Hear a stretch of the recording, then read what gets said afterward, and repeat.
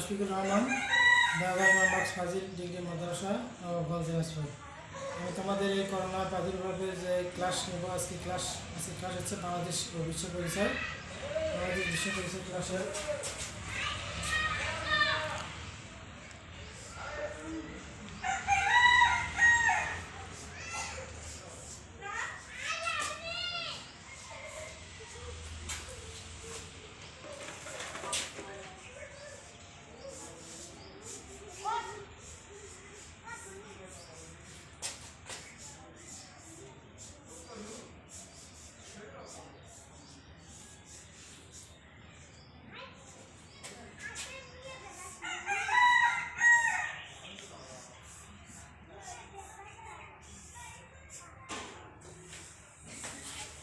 বাংলাদেশ বিশ্ব পরিচয়ের আজকে হচ্ছে বাংলাদেশের সামাজিক সমস্যা। বাংলাদেশের সামাজিক সমস্যা নানা রকম সমস্যা রয়েছে। এদের মধ্যে হচ্ছে দারিদ্র, জনসংখ্যা স্ফীতি, নিরক্ষরতা, কুসংস্কার, যৌতুক প্রথা ও বাল্যবিবাহ। এসব সামাজিক সমস্যা ব্যক্তি ও সমাজের উপর ক্ষতিকর প্রভাব বিস্তার করে। এই ধরনের সামাজিক সমস্যার ফলে দেশের অর্থনৈতিক ও সামাজিক উন্নয়নে বাধাপ্রাপ্ত হচ্ছে। এসব সমস্যার প্রতিরোধ ও প্রতিকার প্রয়োজন।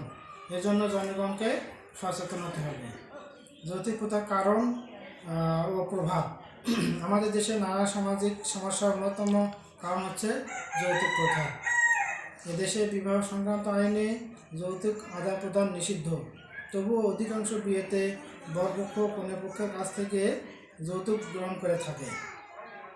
বিয়ের সময় বর ও কনের বিপরীত পক্ষের কাছ থেকে যে অর্থ ও সম্পত্তি দাবি করে ও গ্রহণ করে তাকেই যৌতুক বলা হয়। বর্তমান বাংলাদেশে প্রায় সব ক্ষেত্রেই বরপক্ষ কনেপক্ষের কাছ থেকে যৌতুকের দাবি করে। এটি সামাজিক কুপ্রথার পরিণত হয়েছে। যৌতুক প্রথার একটি প্রাচীন প্রথা। প্রাচীন চীনের বিয়ের পর থেকে স্বামীর ঘরে যৌতুক নিয়ে যেত। এথেন্স বিয়ে করে কনের স্বামী নিয়ে ঘরে যেত অর্থ সম্পদ, যেখানে যৌতুক গ্রহণকে সামাজিক মর্যাদা হিসাবে দেখা হতো। বর্তমান বাংলাদেশে যৌতুক হচ্ছে বিয়ের সময় বরকে প্রদত্ত অর্থ সম্পত্তি ও নানা ধরনের মূল্যবান আসবাবপত্র ও সরঞ্জাম। তবে বাংলাদেশে বিবাহ আইনে যৌতুক দেওয়া ও নেওয়া দুটোই নিষিদ্ধ। বাংলাদেশে যৌতুক প্রথা একটি মারাত্মক সামাজিক ব্যাধি। এর পেছনে রয়েছে নানা কারণ, তবে দারিদ্র্যের কারণেই এই সমস্যার সৃষ্টি হয় বলে মনে করা হয়। দারিদ্র্যের কারণে বরপক্ষ কনেপক্ষ কাছ থেকে অর্থ সম্পদ দাবি করে। কনের পিতা ও অর্থ সম্পদ ব্যবহার করেই বর প্রতিষ্ঠা লাভ করতে চায়। এদের অধিকাংশ নারী কেবল গৃহকর্মে নিযুক্ত থাকে। ঘরের সব কাজ করলেও তা থেকে কোনো অর্থ রোজগার হয় না। তারা স্বামীর সংসারে পরিবর্তনশীল জীবনযাপন করে। এ ধরনের নারীরাই অধিকাংশ ক্ষেত্রে স্বামী নিগ্রহ ও নির্যাতন ভোগ করে। আমাদের দেশে সম্পদশালী মানুষ তাদের কন্যার বিয়েতে বিপুল অঙ্কের যৌতুক দেয়। ধনী পিতামাতার ধারণা যৌতুকের কারণে তাদের কন্যা স্বামীর ঘর থেকে মাথা উঁচু করে থাকবে। এর কারণে যৌতুক প্রথার গভীরভাবে বাসা বেঁধেছে। আমাদের দেশে যৌতুক বিরোধের জন্য আইনে রয়েছে। এই আইনের মধ্যে রয়েছে অনেক ক্ষেত্রে বিবাহ না জানার কারণেও যৌতুক প্রথা স্থায়ী রূপ লাভ করছে।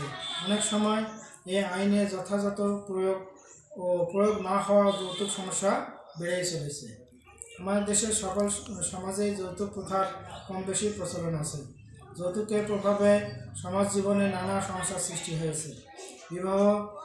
বিবাহিত নারীর প্রতি অত্যাচার ও সহিংসতার মূল কারণ হচ্ছে যৌতুক। যৌতুকের কারণে স্বামীর সংসার স্ত্রীকে নিগ্রহ ভোগ করতে হয়। যৌতুকের দাবি পূরণ করতে না পারলে অনেক ক্ষেত্রে তাদেরকে স্ত্রীকে সংসার থেকে বাধ্য করা হয়, এমনকি সংসার ছাড়তে বাধ্য করা হয়। এবং যৌতুকের কারণেই বিবাহ বিচ্ছেদ ও কখনো কখনো স্ত্রীর প্রাণহানিও ঘটে। যৌতুকের জন্যই বিয়ের পর দাম্পত্য কলহ, নির্যাতন, স্ত্রী হত্যার ঘটনা ঘটেছে। সমাজের দারিদ্র্য, দুর্নীতি, অপরাধ প্রবণতা, বাল্যবিবাহ, বহুবিবাহ মূলে রয়েছে যৌতুক সমস্যা। আমাদের মনে রাখা প্রয়োজন যে যৌতুক দেওয়া নেওয়া দুই সমান অপরাধ। যৌতুক প্রথার আইন। মুসলিম পরিবার আইনে বিয়ের মহারণা যৌতুক হিসেবে গণ্য করা হয় না। এছাড়াও বিয়ে 500 টাকা উপহার দিতে হলে যৌতুক প্রথা গ্রহণ করে না, কিন্তু বর্তমান বিয়েতে এই যৌতুক প্রথার ঘটনা বেড়ে চলেছে। ঠিক আছে, তোমাদের আগামী ক্লাসে আবার দেখা হবে। ধন্যবাদ।